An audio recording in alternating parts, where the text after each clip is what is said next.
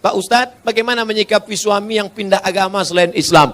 Apakah saya harus minta cerai atau harus pertahankan rumah tangga?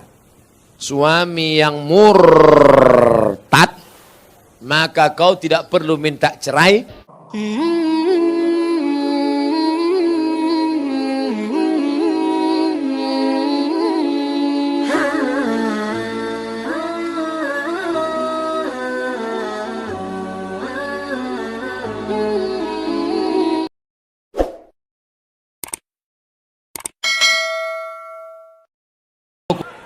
Ustadz, gimana caranya meyakinkan orang tua kita tentang menikah muda?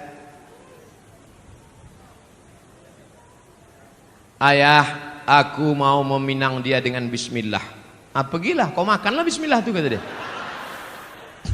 Bapak-bapak, kalau ada anak kalian mau menikah muda, anak bapak laki-laki, anak bapak perempuan, maka kompromilah kalian. Daripada mereka makan di daun, baguslah mereka makan di pinggan, betul? Daripada mereka kumpul kerbau, kumpul sapi, kumpul kambing, baguslah mereka berkeluarga baik. Daripada mereka melakukan perbuatan maksiat dosa, na'udzubillah, jaga mereka baik-baik. Tengok almarhum Ustaz Arifin Ilham, umur 17 tahun dinikahkannya. Anak saya nanti saya tanya, kapan dia mau nikah, aku nikahkan kau. Kapan kau mau nikah? Mana perempuannya? Mana? Tunjukkan biar ku pinangkan. Anak Ustaz masih kecil lagi. Kenapa begitu? Karena saya nikah lama. Kok tahu saya nikah itu bagus cepat-cepat? Pagi bersunat, siang nikah langsung.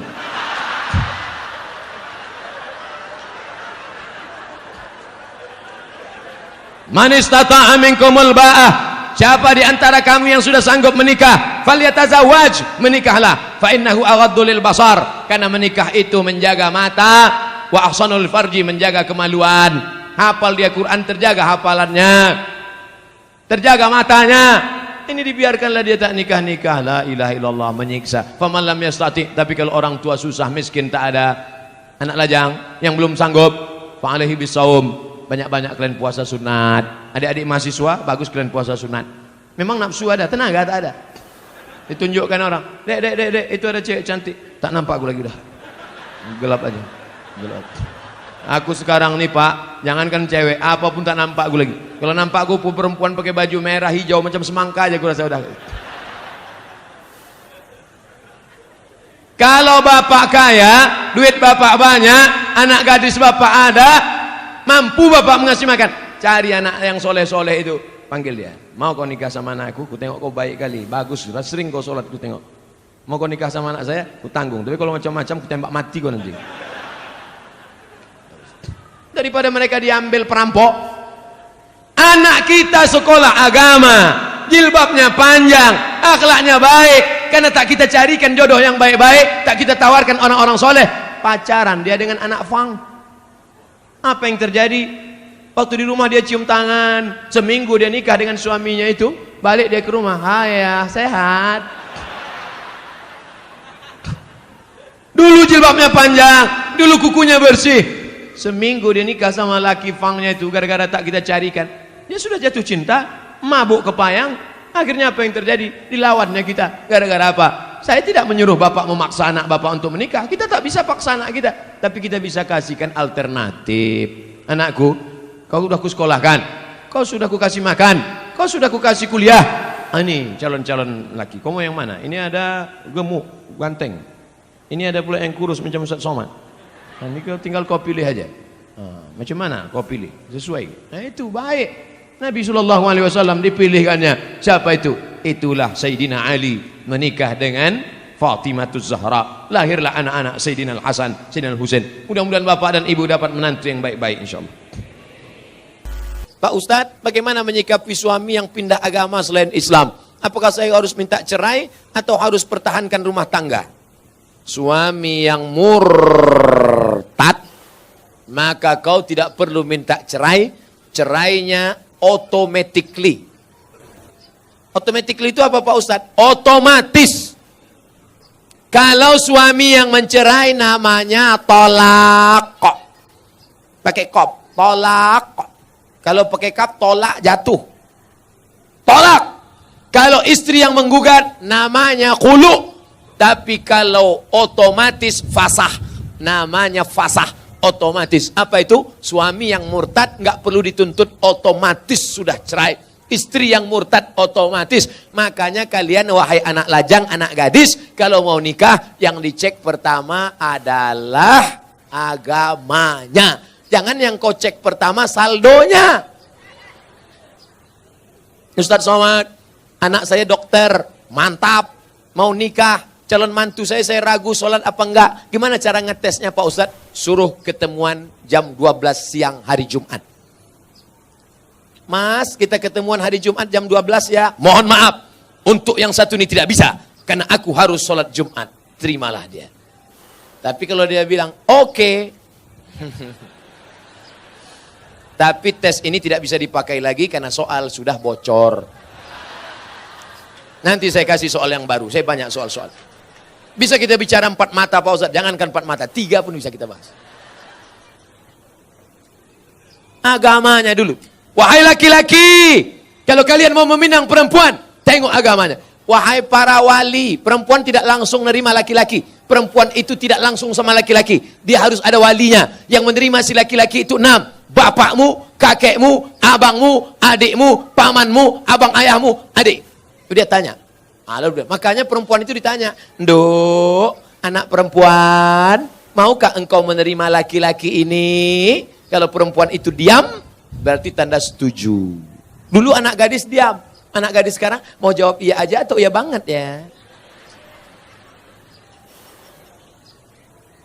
Nah, kalian perempuan, yang pertama dilihat dari laki-laki adalah din, agamanya, wa khuluqahu, baik agamanya, baik akhlaknya, terima dia.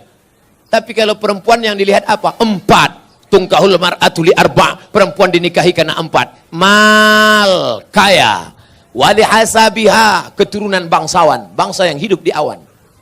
Wali jamaliha, cantik. Wali diniha, karena agamanya. Ustaz Somad, ya, saya mahasiswa Ustaz dulu di kampus. Udah tamat kuliah? Sudah Pak Ustaz. Udah kerja? Udah Pak Ustaz. Udah nikah? Belum Pak Ustaz. Kenapa belum nikah? Nyari yang ada 4-4-nya. Bisa Ustaz carikan Ustaz? Kalau ada 4-4-nya ngapain ku kasih ke kamu? Jangan kau cari karena cantiknya, karena wajah perempuan akan berubah. Kemarin kami baru reuni. Baru ketemuan reuni 20 tahun gak ketemu. Dulu imut-imut, sekarang lisut. Bunga, bagaimana tabiat bunga? Bunga kuntum mekar harum, cantik, kuning, layu, mati. Ada bunga yang tak layu, bunga plastik. Makanya banyak perempuan sekarang wajahnya plastik semua. Pipi plastik, dagu plastik, hidung plastik. Ini alis apa bulu mata? Plastik, lontik bukan main. Ada orang bakar sampah, layu. Menggeletar tangan, mencukur bulu mata. Mau pergi undangan, salah potong, hilang semua. Kawan udah mulai nelpon, gimana? Jadi kita berangkat. Wah kacau ini. Hilang, nggak mungkin pergi satu, hilang kan dua-duanya. Hilang. Gimana? Waduh kacau, gimana ini? Mau ditempelkan ijuk sapu nggak mungkin. Untung ada spidol whiteboard. Makasih ya Pak, memang kau penyelamatku. Rupanya spidolnya nggak permanen. Sampai di tempat undangan, sambal udangnya pedas. Kipas angin mati, meleleh. Ambil tisu, lupa. Panas ya? Iya, panas. Semua orang senyum. Kok tiba-tiba orang ini ramah ya? Senyum. Senyum. Semua senyum. Sampai pulang ke rumah mati lampu jam 9 malam. Assalamualaikum bang. Waalaikumsalam. Dia buka pintu. Allahu la ilaha illal qayyum. La ta'khudhuhu sinatun wa la naum. Lahu ma fis samawati. Kenapa hantu ini nggak pergi? Aku istri apa? Inilah bahayanya. Kalian anak muda boleh tertawa sekarang, tapi ini bisa saja terjadi pada istri kalian. Maka pilihlah perempuan-perempuan bontang yang solehah, yang religius, yang agamis. Takbir.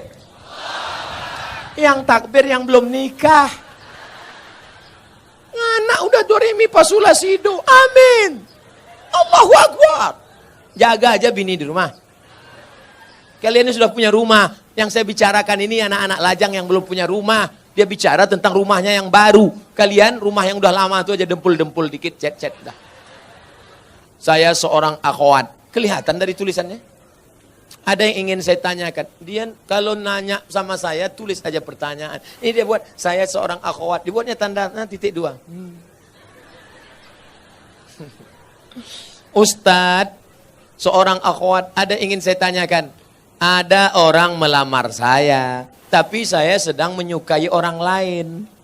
Bagaimana ya Pak Ustadz? Ini mancing-mancing aja. Tolong menolong. Jadi